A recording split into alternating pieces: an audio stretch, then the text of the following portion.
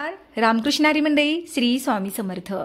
आज आपण स्वामी समर्थ महाराजांना नवस कसा करावा, केलेला नवस पूर्ण होतो का, म्हणजेच काय, आपण आपल्या मनातील इच्छापूर्तीसाठी स्वामी समर्थ महाराजांना जे आपण बोलतो म्हणजेच त्याला आपण नवस म्हणतो तो पूर्ण होतो का, त्यासाठी आपण काय करावे आणि आपला नवस कसा फेडावा, सविस्तर माहिती मी आजच्या व्हिडिओमध्ये तुम्हाला सांगणार आहे। त्यामुळे व्हिडिओ शेवटपर्यंत नक्की बघा आणि जे कोणते ताई आणि दादा व्हिडिओ बघत आहेत त्यांचा दिवस आनंदात जावो, त्यांच्या सर्व चांगल्या इच्छा स्वामी महाराज लवकरच पूर्ण करोत ही त्यांच्या चरणी प्रार्थना करते। आणि सर्वप्रथम बघा, मी तुम्हाला काय सांगते की महाराजांचं मुखात घेतलेलं नाम कधीही वाया जात नाही। त्याचा आपल्याला वेळ आल्यानंतर महाराज योग्य तो मोबदला देत असतात। हा माझा स्वतःचा अनुभव आहे। बघा, थोडा वेळ लागेल, थोडा संयम ठेवा, पण तुमचं एक दिवस काम नक्की होणार आहे। तुम्ही जी कोणती गोष्ट हातात घेतली आहे, काम हातात घेतलेलं आहे, त्यात तुम्हाला यश नक्की मिळणार आहे। त्यामुळे महाराजांवर विश्वास नक्की ठेवा आणि विश्वासाने महाराजांची सेवा करा। आता सर्वप्रथम आपण महाराजांना नवस कसा करावा, बघा, नवस असा करायचा आहे की तुमची जी कोणती मनातली इच्छा आहे ती पूर्ण होण्यासाठी तुम्हाला स्वामींच्या मूर्तीसमोर किंवा फोटोसमोर तुम्हाला बसायचं आहे। तुमची नेहमीची देवपूजा करून घ्यायची आहे आणि महाराजांना डोळे भरून बघून घ्यायचं आहे आणि त्यांची स्वामी स्तवन हे एकदम वाचून घ्यायचं आहे आणि तुमच्या मनातील जी कोणती इच्छा आहे ती महाराजांना सांगायची आहे। असं तर बघा, महाराजांना कोणतीच गोष्ट सांगायची गरज नसते, कारण आपण जे काही बोलतो, जे काही करतो, आपल्या मनातली काय चलबिचल आहे ती सर्व काही स्वामी समर्थ महाराजांना कळत असतं। पण तरीही आपल्या मनातील शंका दूर करण्यासाठी आपण महाराजांसमोर बसावं। महाराजांना आपल्या मनातील जी कोणती इच्छा आहे, तुमचं जे कोणतं काम आहे, तुमची जी कोणती गाऱ्हाणे आहेत, ती सर्व काही महाराजांना सांगायची आहेत आणि ते झाल्यानंतर महाराजांना सांगायचं आहे की महाराज, माझं असं असं काम होऊ द्या।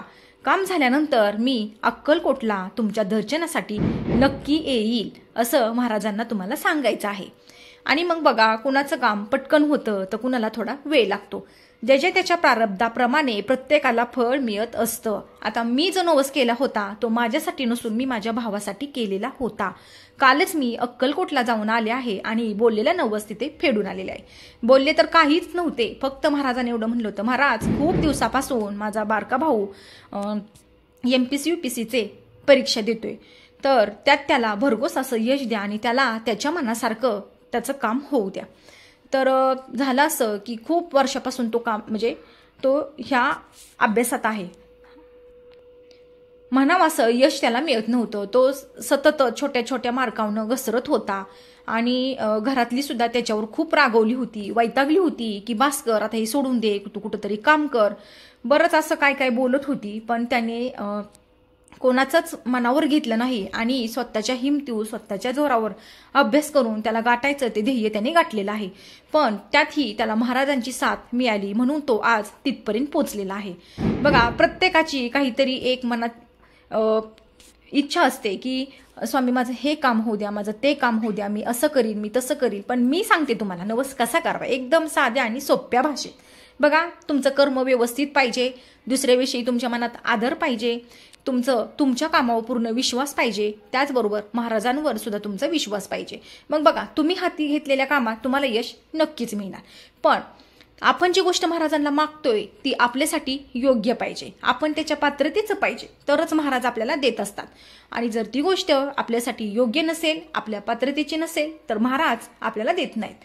आणि बघा, आपल्याला फक्त आज काय होणार आहे एवढंच माहीत असतं, उद्या काय होईल ह्याची आपल्याला कल्पनाही नसते। त्यामुळे बघा, तुमचं जर काम झालं तर ती तुमच्या प्रारब्धात लिहिलं होतं म्हणून ते तुम्हाला मिळालं, आणि जर तुम्हाला नाही मिळालं तर तुम्ही रागवू नका आणि महाराजांचा विश्वास, महाराजांवर तुमचा जो काही विश्वास आहे तो कमी होऊ देऊ नका, कारण तुम्ही जे काही मागताय ते तुमच्यासाठी योग्य नसावं म्हणून महाराजांनी तुम्हाला ते दिलं नसावं असं समजा। महाराजांच्या इच्छेतच आपली इच्छा मानून ते तिथं सोडून द्या आणि नव्याने पुन्हा तुम्ही सुरुवात करा। पण असं अविश्वास कधीच तुम्ही दाखवू नका। बघा, आता मी जी बोलले होते ती पण मला सुद्धा थोडा उशीर झाला, मी महाराजांची क्षमा मागितली आणि म्हणजे मी कधी जायला पाहिजे होतं। आज माझ्या भावाला रत्नागिरीमध्ये जॉब मिळाला, 8 महिने झालं, 7 ते 8 महिने झालं। हां, मी आत्ता गेले, म्हणजे मला खूप उशीर झाला।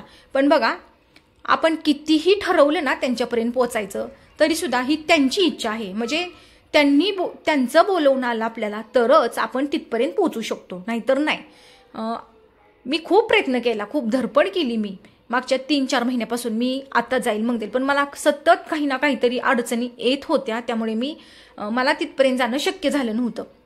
पण योगायोग परत असा आला की अगदी जाण्याच्या आदल्या दिवशी आमचं नियोजन झालं आणि मग आम्ही अक्कलकोटला गेलो. बघा, मी काल अक्कलकोटमध्ये गेलेली. मी कालचा सुद्धा छोटासा व्हिडिओ मी तुम्हाला यूट्यूबवर मी टाकलेला आहे, तुम्ही तो बघू शकता. महाराजांनाही बघू शकता. तिथं मोबाईल वापरू देत नाही तरी सुद्धा मी जे काही मला योग्य वाटेल ते मी तिथं थोडंसं शूट केलेलं आहे. आणि मी कालचा व्हिडिओ 2 मिनिटाचा तर आहे, तो मी अपलोड केलेला आहे, तुम्ही तो बघू शकता. खूप छान वाटलं महाराजांना एकदा डोळं भरून बघितल्यानंतरनं. बघा, जसं की एक लहान लेकरू आपल्या आईला, जर ते लहान असेल आणि त्याची आई जर त्याला दिवसभर सोडून कुठेतरी कामानिमित्त बाहेर गेली असेल आणि अचानक त्या लहान लेकराला जर त्याची आई दिसती, त्याच्या मनाची काय अवस्था होती, तसंच आपलं होतं. आपण बघा, वर्षातून एकदा कधीतरी महाराजांकडे जातो, त्यांना डोळे भरून बघतो, खूप बरं वाटतं, एक मानसिक समाधान मिळतं, एक आनंद अश्रू आपल्या डोळ्यात येत असतात. आणि माझं महाराजांनी जे काही काम केलं, म्हणजे मी घरीच महाराजांना म्हणली होती की महाराज, तुम्ही त्याच्या जर प्रारब्धात असेल, त्याच्यासाठी ती योग्य असेल, तर तो ज्या कामासाठी धडपड करतोय ना त्यात त्याला यश नक्की द्या. आणि महाराजांनी तसंच केलं, त्याला यश दिलं आणि त्याला त्याच्या मनासारखी नोकरी मिळाली आणि तो खूप समाधानी आहे, आनंदी आहे. आणि महाराजांनी इच्छा पूर्ण करून घेतली म्हणून मीही खूप आनंदित आहे. तर तुम्ही अशा प्रकारे महाराजांना नवस करू शकता. त्याचबरोबर तुमची नित्यसेवा सुद्धा दररोजची चालू पाहिजे. महाराजांचं नित्य नामस्मरण तुमच्या मुखात पाहिजे. तुम्ही जे काही करताय, जे काही कमवताय, जे काही आहे तुमच्याकडं, ते महाराजांची कृपा आहे असं तुम्हाला मानायचं आहे. म्हणजे बघा, आपण काय म्हणतो, माझ्याकडे हे आहे, माझ्याकडे ते आहे, पण हे सगळं आपलं नसतं, आपलं काहीही नसतं. हे सगळं आपल्याला दिलेलं असतं आणि आपण थोडे दिवसासाठी या पृथ्वीवर, या जगात आपण पाहुणे म्हणून आलेलो असतो. त्यामुळे ह्यात मीपणा कधीच नसावा, ह्यात कोणताही गर्व नसावा. सगळं जे काय आहे ते आपलं कुलदैवत आणि आपल्या महाराजांचं आहे, आपण फक्त निमित्त आहोत असं मानायचं आहे. बघा, तुम्हाला कधीच कोणत्याच गोष्टीची कमी भासणार नाही. तर हा होता छोटासा व्हिडिओ. आवडल्यास लाईक, शेअर आणि सबस्क्राईब करा. तोपर्यंत तुम्हा सर्वांना श्री स्वामी समर्थ.